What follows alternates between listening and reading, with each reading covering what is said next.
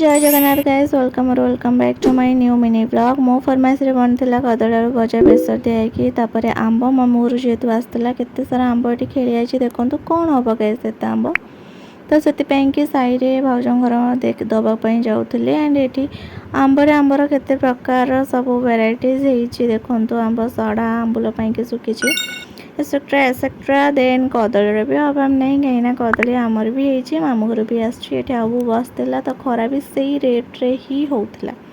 Then मुझे बसिकी मो मुह देखुली केते टैनिंग होती भाई ये खरारे मो मुह किसी दिन गले जड़ी पड़ी पाउंस हो। देन लुडो खेलुलु समस्ते बसिकी। एंड गोटे भाउजों घर को जाइली से सारा फसल से करिसेंती बहुत सुंदर देखा ता सहित व्यूटा भी मस्त आसूला सेठी कहीं गोटिकिया घर बहुत भल लगुला।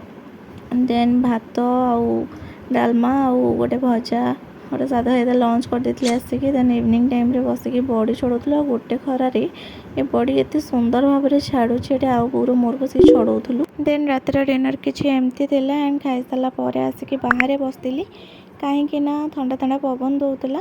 तो guys see you in the next video. रही बाय।